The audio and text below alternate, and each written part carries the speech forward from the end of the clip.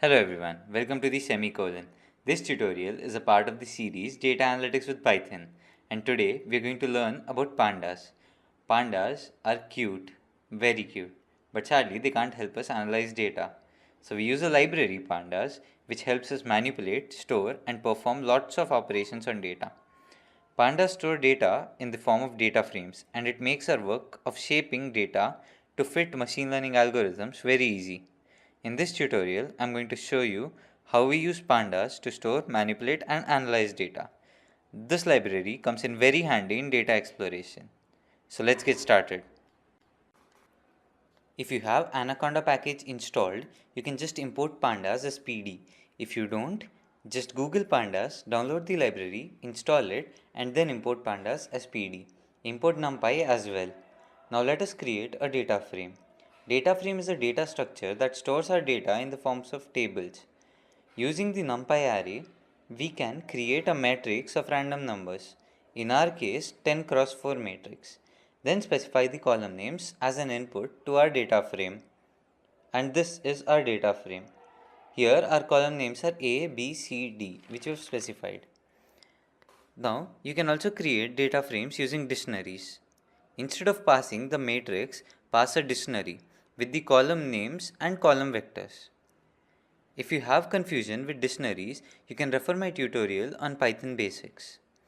Now let us look at some basic functions which will help us to explore the data. You can type dataframeObject.dtypes for data type of each column. Type dataframeObject.columns for the column names.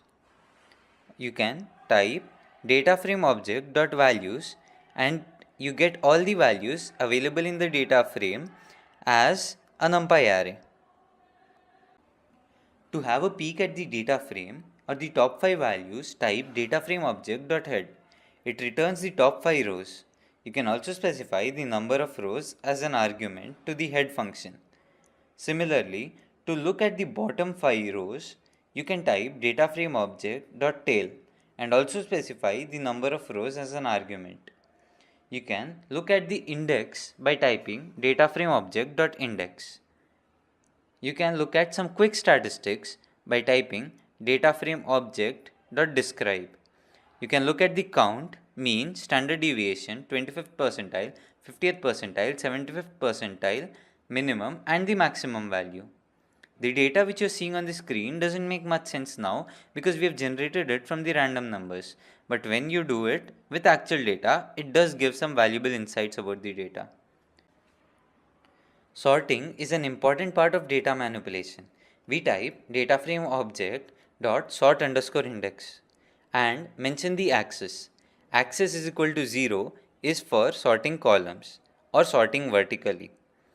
Axis is equal to 1 is for sorting the rows or sorting horizontally. And mention the ascending attribute to be true or false.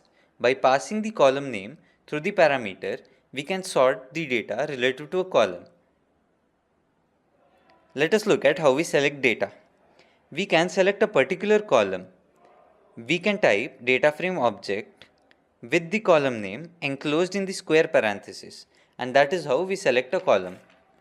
You can select specific rows or a range of rows by using the colon operator. DataframeObject colon 0 colon 3 selects rows indexed at 0, 1 and 2. A similar example of selecting just one row would be dataframeObject square brackets 0 colon 1. A faster method to select a whole row would be using the lock attribute and passing the index of the rows. To select a particular value, you can pass the column names as a list too. You can use colon to select all the rows instead of mentioning a specific row. You can use dataframeObject dot at index, comma, column names in square parenthesis. You can also use ilock to access a whole row. Now, the difference between lock and ilock is that lock works on label and ilock works on position in data frame. So ilock wouldn't be dependent on the index and lock would be. Let us learn how we can apply conditions to data frame and select specific data or filter data according to our conditions. You can type the condition within the square parenthesis and call the data frame object. Whenever the condition is true, it returns the rows which satisfy the condition mentioned. For example, df square parenthesis df.a greater than 5 gives us all the values where a is greater than 5, or df.a greater than 0.5 would give us all the rows where values of a are greater than 0.5. In the real-time datasets, we have lots of missing values. There are methods to fill the missing values. Let us create some missing data first, and then we can learn how we fill them.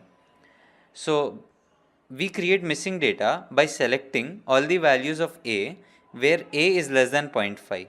So it selects all the values of a where a is less than 0.5, but the remaining values are left empty or missing. Now you have two choices as to what to do with the missing data. You can either fill the missing data with some value or drop the whole row. So to drop the whole row, we use data frame object dot drop na to remove all the columns with null values. But that is not a nice way. We can use fill na function to fill the null values with the specific values. There are methods to estimate what the value should be, but let's not get into that now. All the values where not a number exists, they got replaced with 1 when we used fill na function. We can take the mean values by typing data frame object dot mean. It would give the mean of all the columns. You can change the axis to 1 as input to the mean function, and then it would give the input of all the rows.